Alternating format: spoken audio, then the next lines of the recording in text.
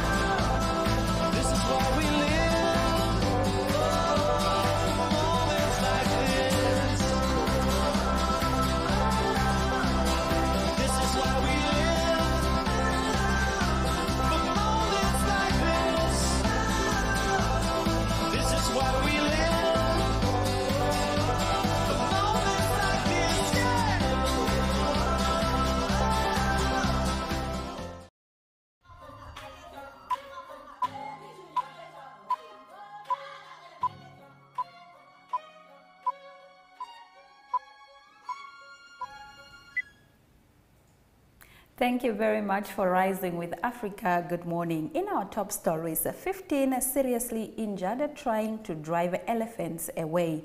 15 people were seriously injured when they tried to chase away a herd of 11 elephants in Manchenkwa, Mancha district in Maputo province.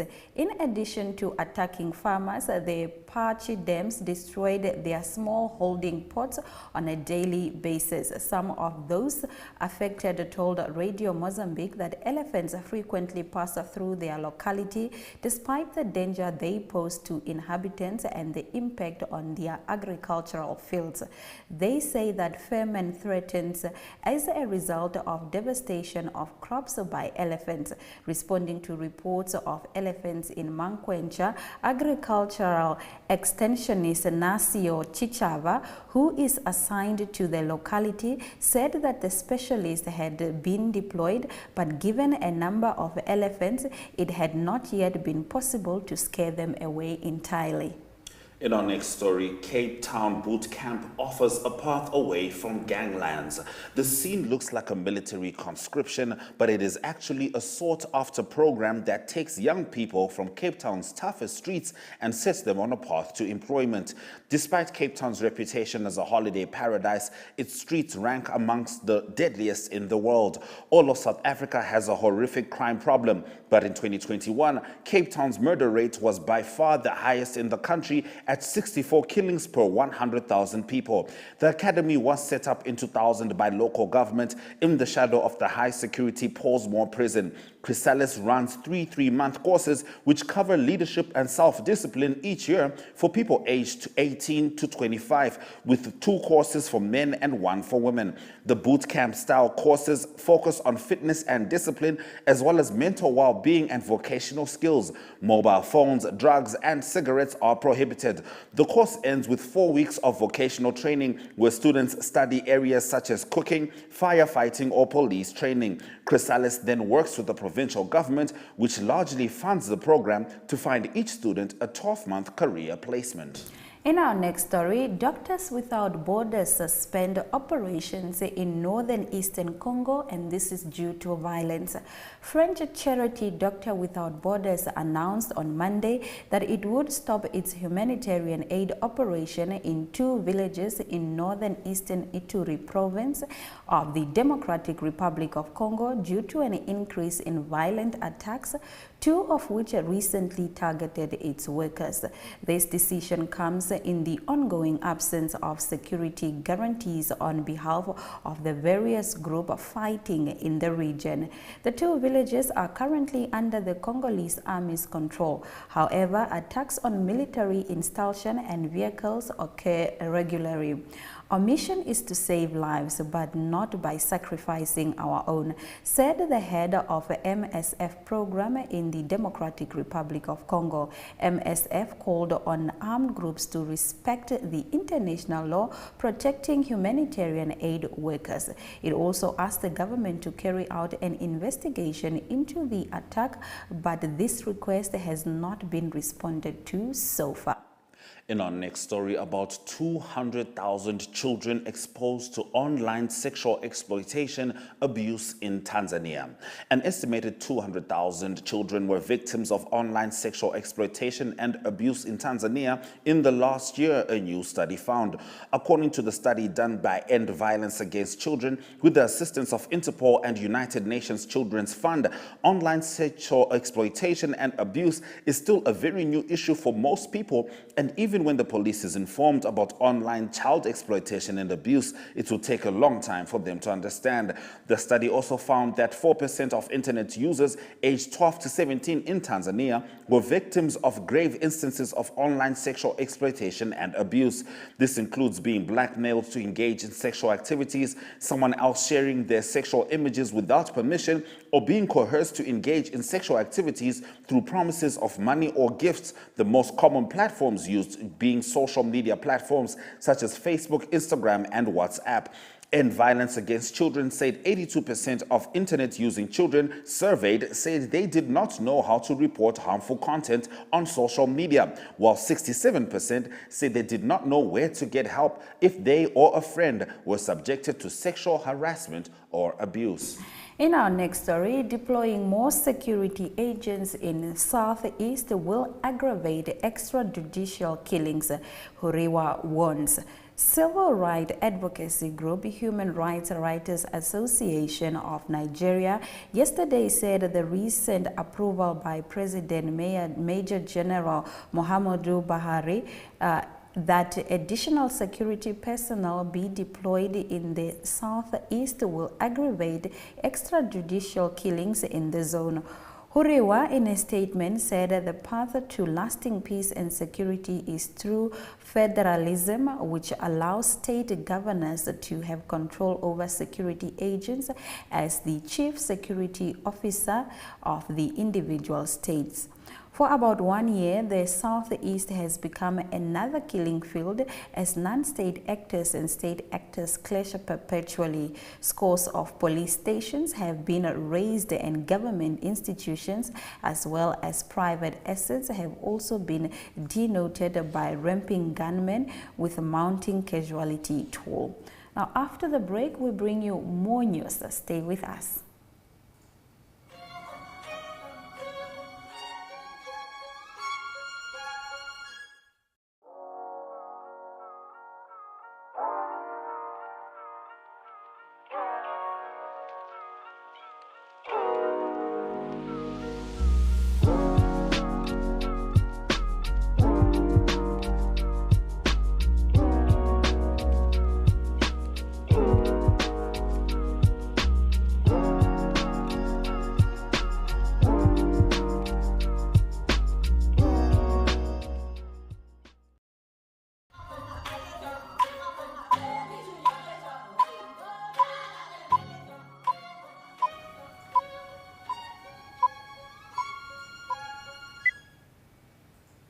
Thank you for staying with Africa. Good morning. Let's get into the second half of our top stories. Now, e-hailing drivers attack and disarm police officer during a protest at union buildings. Despite last-minute negotiations on Monday between the Gauteng MEC of Transport and Unity in Diversity, angry e-hailing drivers took to the streets on Tuesday in a planned 3-day strike in Gauteng. The drivers switched off their apps in protest against alleged exploitation from companies such as Uber, Bolt, and Didi, and have called on the government to step in to regulate the industry. The peaceful protest took a violent turn when a group of drivers disarmed and injured a police officer at the union buildings on the second leg of the first day of the protest. The drivers proceeded with the protest and handed over a memorandum at the Department of Trade, Industry and Competition at the union buildings. The demands included better earning rates and safety for e-hailing drivers, with some saying they don't feel safe on the job. One driver said they were earning peanuts while everything has gone up, from petrol to living expenses. Uganda police officer works for 6 years without a salary. A female police officer in Kwaina district has worked for 6 years without getting her salary after her name was deleted from the government payroll. Trouble started after the officer added an initial in her name during registration for the National Identification Card. The salary department then withheld her salary after she was suspected to be a ghost. The police political commissioner Asan Kasinge said that the officer's name could not be traced in the Ugandan police force records. Kasinge added that they also found a similar problem in the Kole district, where a female officer has 3 names, yet the police record only shows 2. Kasinge was in the region for a week-long tour of police stations and barracks in all the 9 districts that make up of Lango sub-region in order to address the human resources needs of the officers, where challenges of welfare, human resource, including some people who have been missing salaries, were detected. Now in Lesotho, civil servants to down tools. Civil servants are set to down tools next week, Thursday, to protest against the 5% salary increase the government awarded 2 weeks ago.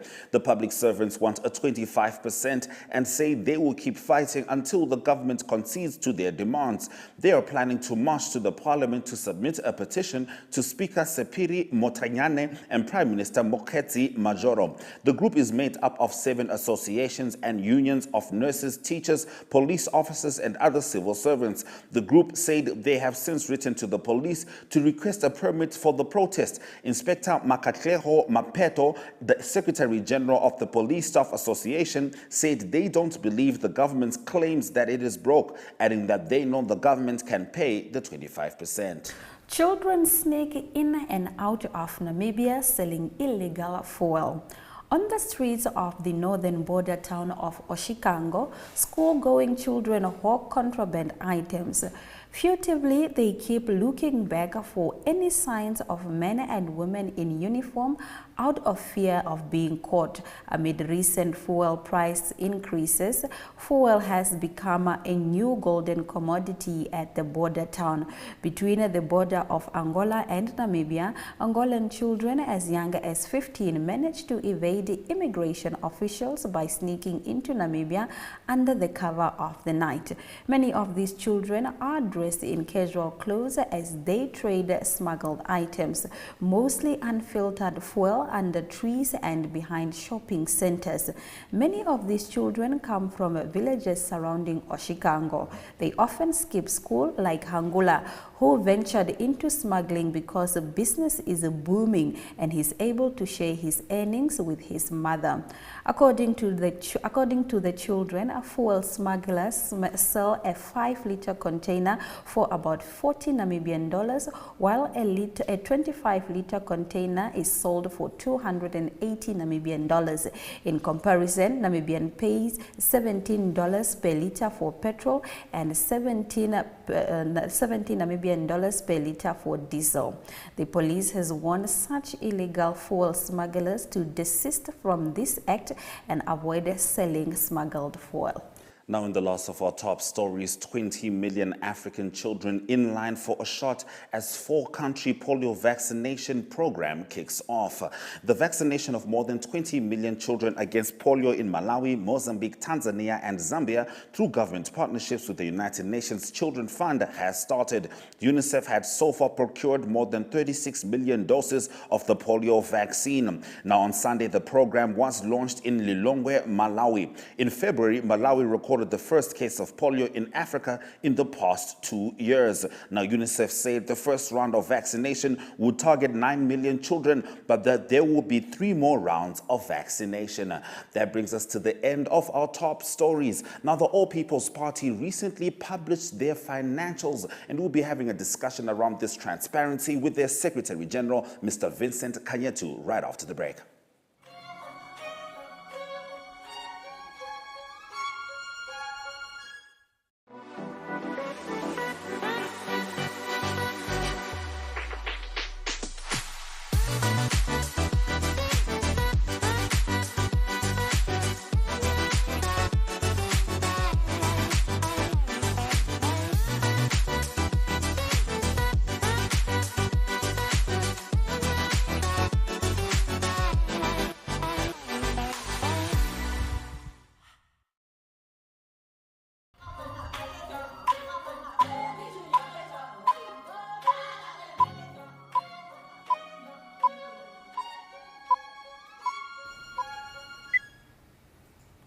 Welcome back to Africa Good Morning, and thank you very much for watching. All People's Party Secretary General Vincent Kanyetu explains the political party's decision to make its financials public. He further urged other political parties that receive taxpayers' funds to follow in the footsteps for transparency purposes. Good morning, Master Kanyetu. How are you?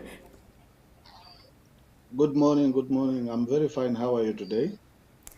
All right, thank you very much for joining us this morning. What prompted the party's decision to publicize its financial results? Well, thank you very much. Before we come to the answer as to why prompted us, we must be grateful that we are able to see each other smile once again after having using the mask for quite some time. And we must applaud ourselves as a nation and as individuals for fighting the fight up to where we are now. Coming back to your question, well, All People's Party is a party founded by men and women who are principled, and it's as we all know, we are in a democratic country ruled by the rules and the laws that we have in place, particularly that has to deal with political activities. We are prompted just by the fact that we are a democratic organization, democratic political party. We are a law-compliant political party, so to say. That's why we have decided that we have just to make everything public, though we have been reporting all the years since 2015 to the Electoral Commission, but we didn't publicize our financials as the case now. So it is also from the side of Electoral Commission that they have been reminding all political parties to publicize all our financials with different newspapers. So that is in short what prompted us to publicize our financials. All right. Now, unlike All People's Party, most political parties that receive public funds have not been complying with the legal requirements, which you just highlighted, to publicly showed, how such funds have been used. What would you blame this on? If you could please keep your answer as concise as possible. Well, one can say it might be possible a lack of enforcement from the Electoral Commission. Parties didn't started to get the party funding only 2015 or 16. We started way back. But the question now is that why did the Electoral Commission only started to remind political parties or tell political parties continuously that we have to publicize our financials?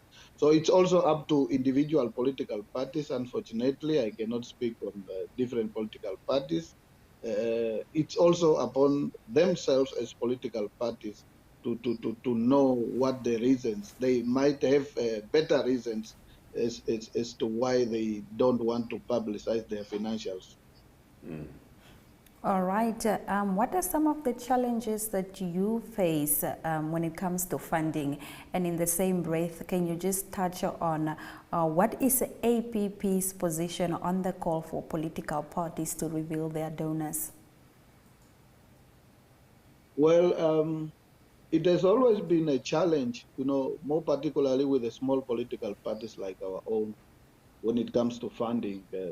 Talk about trying to raise funds either inside the country, where every business person is afraid to associate themselves, particularly with opposition political parties.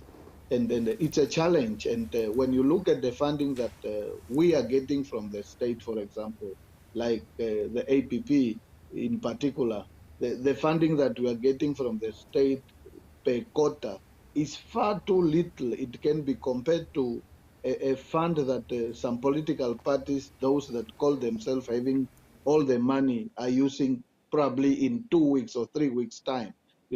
It's a challenge. It's a challenge because sometimes you get this funding a bit delayed while you have your activities already scheduled, and you have to wait. I mean, just as I said, parties that the likes of All People's Party, who are likely to only depend from small members' contribution and that of the state funding, it's finding it so difficult in terms of operation and staff, and it's so delaying when it comes to implement the programs, your yearly programs or quarterly programs. But then, Sorry be to that cut it you off, may, Mr. Kanyetu. Sorry to cut you off. I just need you to wrap up because I need your take on this as quickly as possible. What's your take on public calls urging the Electoral Commission of Namibia to ban parties that receive public funds and don't make their financials public? In very few words, sir. Sorry for cutting you off. thank you, sir. Well, we shouldn't have anything to hide. Those who are unable to publicize their financials, so let the rule speak by itself. I mean, if you are trying to be a government, why should you have something to hide? We are trying to Yes, be in public office, so everything must be public. That's it. indeed. All right. Thank you very much, Mr. Vincent Kanyetu, for joining us on Africa Good Morning. Thank you very much. Next time you must have enough time. All right, next time we will surely make enough time. But thank you very much for expanding as much as you could on the decision All People's Party recently made to publicize their financials. This is still Africa Good Morning. After the break, we take a trip to Zimbabwe and chat with Talent Gore.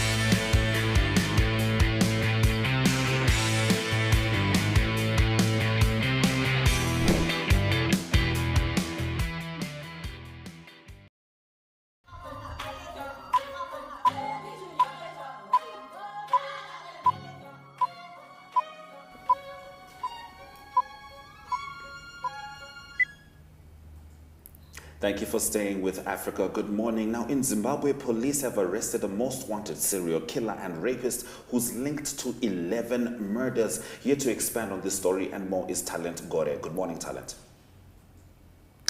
Good morning, Ashwin. Good morning, Africa. Please do continue. So police have arrested a man who terrorized people in Marondera in the last few months when he allegedly went on a murder and rape spree. Apparently, he killed more than 10 people, mainly women. Sources say that the arrest of Bright Jantali, who is 30 years old, will clear more cases of murder and rape that occurred recently in the Mashonaland East province. The court was told that yesterday the court yesterday was told that he admitted to police that he raped and murdered other women in Rusape, Mutare, and Nyanga. He actually murdered people, women, in most parts of the country. So he needed to take the police to the places where he hid the bodies of the people that he would have killed.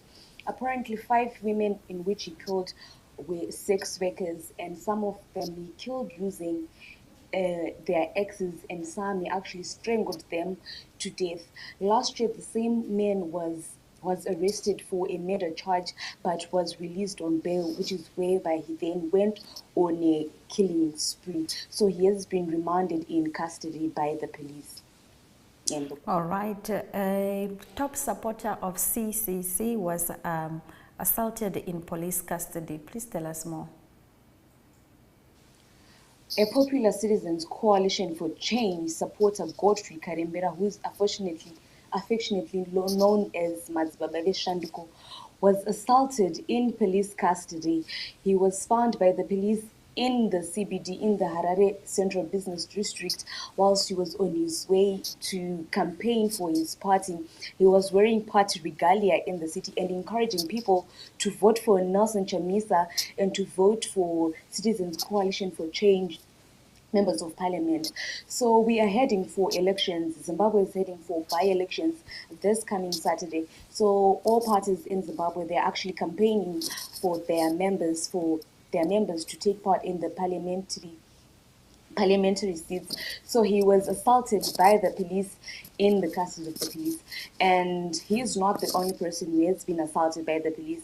And we have also found that the police are shutting down Nelson Chamisa's rallies. They were supposed to hold a rally yesterday, but the police denied them to hold their rally. So now we are seeing that the way the police are acting towards the CCC is quite different from the way they're acting towards other parties in the country. So the Nelson Chamisa front is saying that it's not fair that police are terrorizing CCC supporters for merely wearing regalias and encouraging people to vote for the CCC party. Yes, police should indeed be impartial. Now, health workers threaten mass resignation over a proposed law. Could you tell us about that briefly, Talent? So health practitioners have rejected the Health Services Amendment Bill, which they seek to punish them for exercising their labor rights, and have threatened mass resignation. So apparently there is an amendment bill which seeks to punish nurses and doctors for striking, which seeks to punish them for exercising their labor rights. So the nurses say that if that amendment bill is passed, they are going to resign and they are going to flee the country and go to other countries for greener pastures. Well, this is actually said, this came out when the Parliamentary Portfolio Committee on Health and Childcare was conducting a public hearing on the bill, and the medical staff rejected the proposed bill, which they said was despotic. So they're saying that they cannot allow such to be done to them, as the Constitution allows them to strike, it allows them to demonstrate against the government if they see that the government is not being fair to them, is not paying them well. So they're saying that they will not allow that bill to be passed. All right. Thank you very much, Talent, for bringing us the pertinent stories from Zimbabwe. You're welcome, and thank you very much for having me. It's always good having you on Africa Good Morning. Next up, let's have a look at the weather forecast before we swing over to Botswana and have a chat with Masejo Mohwasa.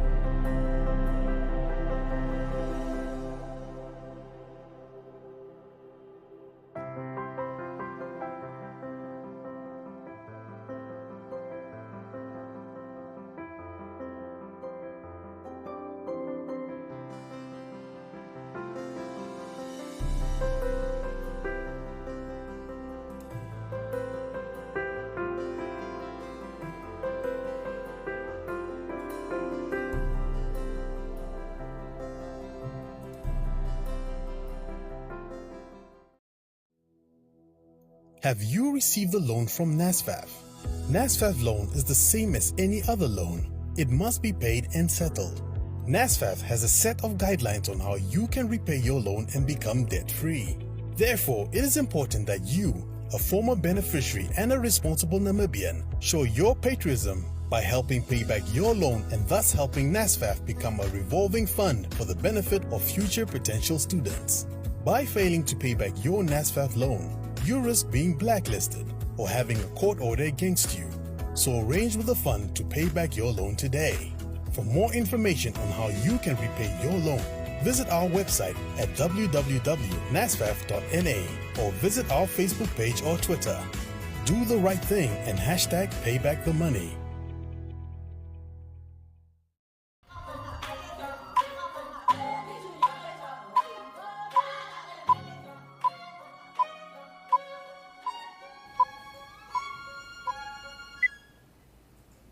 Welcome back to Africa Good Morning. Now, in Botswana, police commissioner is arrested on charges associated with the Khama family. Masego Mogwaza has this story and more. Masego, please tell us about these developments, and I hope you're doing fantastic this morning. Good morning to you in studio, and good morning, Africa. Now, following the debacle earlier this week with the Khama family, Police Commissioner Makgope was arrested for illegal licensing of firearms to the Khamas.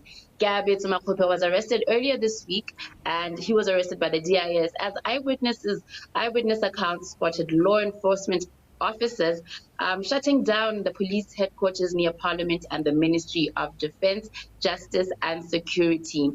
The police drove away with Makgope in police and private number-plated vehicles. Makgope's official vehicle was also spotted at the scene as it drove between the Ministry of Defense and the police headquarters. After the arrest, the vehicle sped off to the DIS headquarters in Sibili, where Makgope was allegedly questioned. Now, this does beg the question whether or not our current president and current leadership are digging into corruption and uprooting it, or if it's another bout of political bullying. Now, we have yet to find out how the story unfolds, and I'll make sure to keep you updated. We'll certainly be looking forward to that. Now, districts are considering ways to assist residents with high water bills following the COVID moratorium. Could you please tell us about that? Yes, many have fallen a victim to unpaid water bills around the country, but especially the Gauteng district has tried to figure out the best way to assist its residents battling with high water bills. The district chairman, Daniel Molope, says discussions are already ongoing with Water Utilities Corporation to meet customers at an individual level. Individual level meaning trying to figure out settlement plans for each individual proportional to the debt that they owe. As most people have been forced to step forward to water utilities because their water has been disconnected. This comes as the water utility says that it is owed millions of pula across the country, with Gauteng district alone owing over 42 million pula. During the pandemic, citizens of Botswana were pardoned with their water bills just to ease their life. As you know, a lot of people were out of jobs. A lot of people had their pay cut, so the government did see it fit to pardon a lot of bills. All right, Zebra back in football. Gamonyo prepares for friendly game against Tanzania. Tell us about this. Yes, the national Botswana football team Zebras are back in camp to prepare for a friendly match against Tanzania.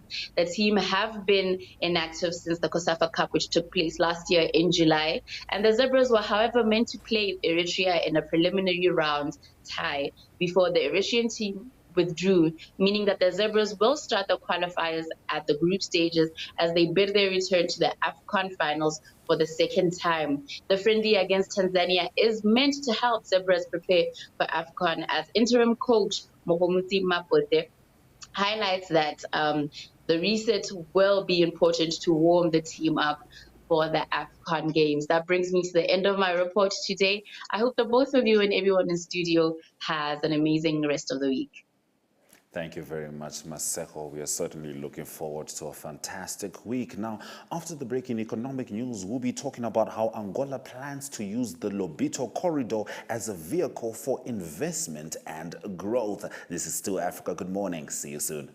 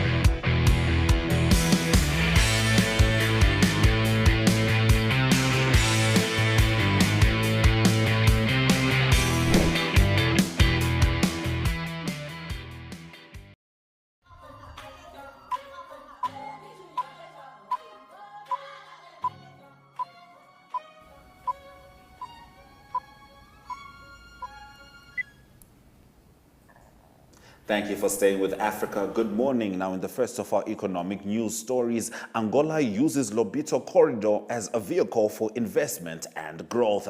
Angola is looking to revolutionize the landscape of Southern Africa. Using private investment, it wants to transform the port of Lobito into the gateway of this region. It is also planning to make the province of Benguela the epicenter of trade and development in Southern Africa.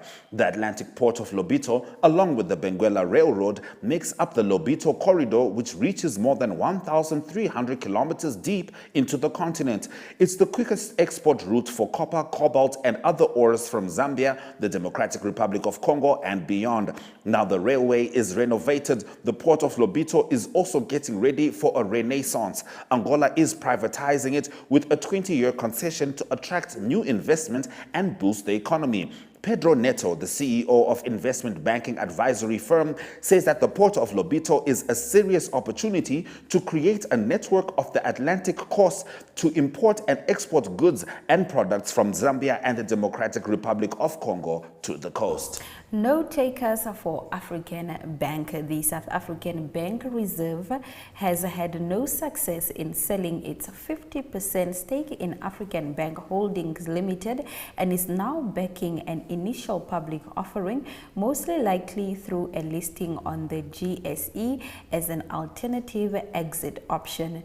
This was confirmed in an update by the central bank on the JSE on Monday. It comes just over 9 months after the SARB announced that the time was right to sell its shares to the African Bank, rather in the African Bank. The SARBs never wanted to be a shareholder in African Bank, but ended up being the majority shareholder when African Bank failed in 2016 and the authorities thought it is best to save it from demise. The SARB ended up with 50% and the Government Employee Pension Fund with 25% after the pension fund's investment manager and Public Investment Corporation was convinced to stick in some capital in return for a stake of 25%. Now in Malawi, inflation soars to 13% in February.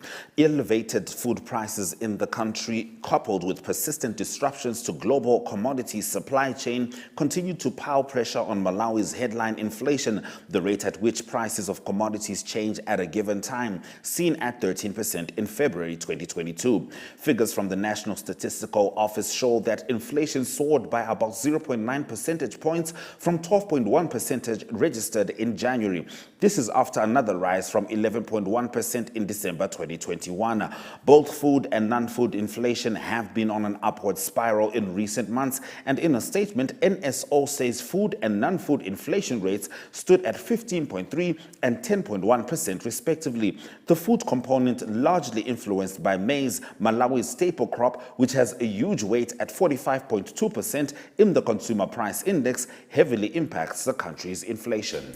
Investors now to obtain permits within 7 days.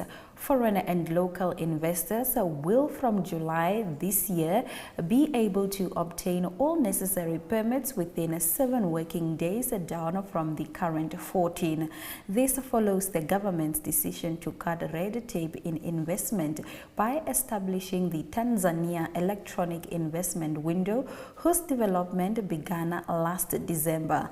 The system is being developed in phases by local information and communications technology experts, and the first phase will bring under a single window 7 government institutions, including the Tanzania Investment Center, National Identification Authority, and the Tanzania Revenue Authority. Investment Industry and Trade Permanent Secretary Godios Kayarara told the Citizen that the first phase, which will address bureaucracy in the issuance of investment permits, was 70% complete. He added that the government believed that the TLW would largely solve problems prospective investors face, particularly in lodging application and issuance of investment registration numbers and permits. All right, that brings us to the end of our economic news stories. Just before we get into the sports, let's have a look at your economic indicators.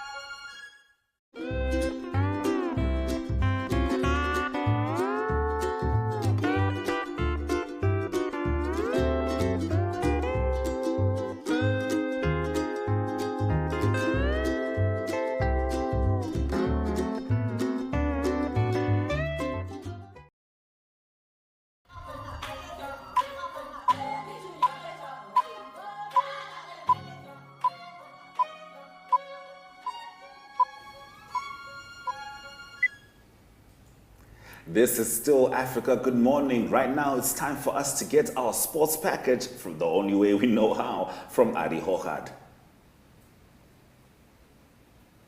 Good day everyone, it's time for international sports news, and today we start off with tennis news, and it's the Miami Open tennis tournament that's started in Florida in the USA. But first, some news from the women's circuit, and it's actually shock news in that the world number one, that is Ashley Barty. She's just 25 years old and she announced her retirement. So not often that the world number one retires at the peak of her career, but the Australian just won the Australian Open a few months ago, and also previously in 2019 won the French Open. In 2021 she also won Wimbledon. So it's Ashley Barty of Australia that said that she had enough of the tennis game and she's going to put down the tennis rackets. In 2014 she also retired from professional tennis to pursue a career in professional cricket, so it might be that she also pursue that again, but that is not confirmed. The Miami Open then continued or started in Miami. That is ATP Thousands Tour, ATP and WTA. The men's and the women will also both play in the tournament. And the number one seeds, the highest seeds are yet to play, but some of the results we can mention in the men's section. It was Jack Sock of the USA played against his countryman, that is Steve Johnson. He beat him by 6-2 and 6-2. And then also Yoshiti Nishua of Japan. He played against Christopher Eubanks of the US and beat him in 3 sets. On the women's side, it is Shelby Rogers of the USA that played against Amanda Anisimova, and she beat her in the 3 sets, 6-3 in the 3rd set. And then also Ann Lee of the USA, she played against a player of Egypt, that is Maya Sharif, and it was Ann Lee of the US that won that also in 3 sets, 6-4 in the 3rd.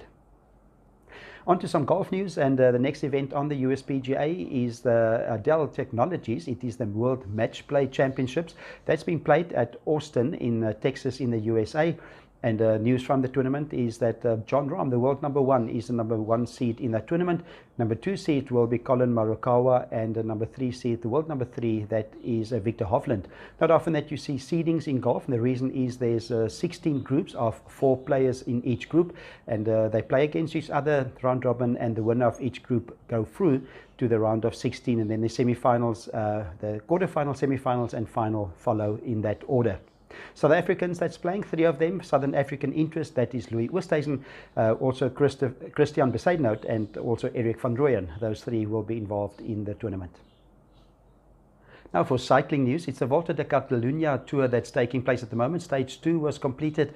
It was over 202 kilometers, and the winner there was Caden Groves of Australia. It's his first ever win in this as a professional on that stage in the higher category tours, and it was a tight sprint finish, and he came through as the winner. He won in 4 hours 44 minutes and 28 seconds.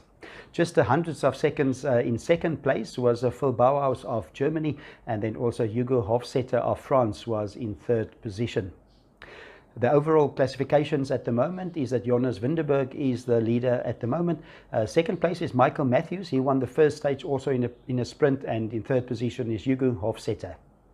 The third stage will be over 161 kilometers. Maybe the sprinters will be too much in action this time. There's more hills in this section, and it will be over 161 kilometers. Now we stay with cycling news. It is the Absa Cape Epic currently taking place in Cape Town, close to Cape Town, between Somerset West, Stellenbosch and Greyton. And the news from the second stage is that it is Nino Schroeder and Lars Forster that won the second stage, and it is still Andreas Seewald of Germany and his teammate Martin Czosek of the Czech Republic that is the overall leaders. In the women's section, it is South African Robin de Groot and a partner, a teammate from that is from France. It is Pauline Prouvet. They won the stage, but still the overall winners is Team Batten and Villeneuve. They're the leaders after stage 2. And to conclude today's international sport, this coming weekend it is the second race of the Formula 1 racing season. The first one is done in Bahrain, and the second one will be in Saudi Arabia. And it is going to be a street circuit. It's a very fast circuit. Last year there were lots of incidents in the race, so the same is expected in the race again. Both the Honda team, the Red Bull Honda team, and Ferrari was quite competitive and seem to be the 2 fastest cars at the moment. But according to Red Bull, the team management, they say that they know what went wrong. They're not making it too public. They're a bit quiet about that, but they say they have sorted out the reliability issues, and they will be competitive again in Saudi Arabia this coming weekend. The race will be on Sunday. So that's international sports news for now. I hope you have a great day. We talk again tomorrow. Goodbye.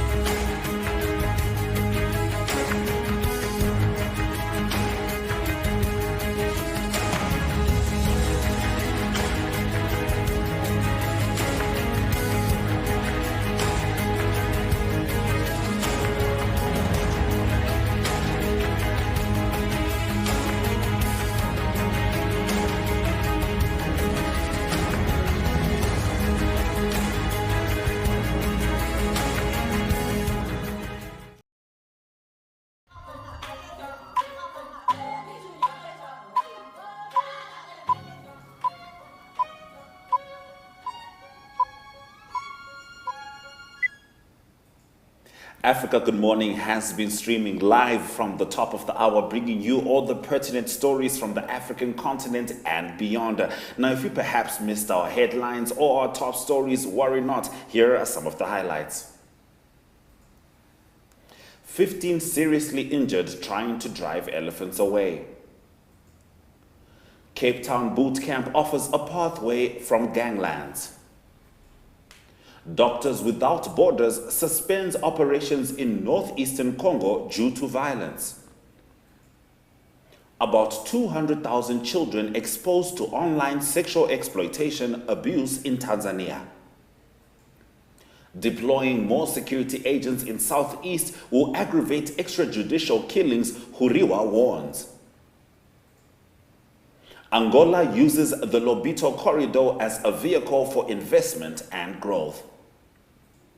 Those have been our stories. Thank you very much for joining us on Africa Good Morning. We do welcome your remarks regarding our show. You can post them on our Twitter and Facebook pages. It's at Africa Good Morning. Remember that our DMs are always open. Please do drop us an inbox. We also have a website. It's called One Up To. Please do visit us. This particular show also airs on DSTV channel 285 as well as Gotv channel 94. And on that note, it's all our love, all our light. Swera Zwakanaka.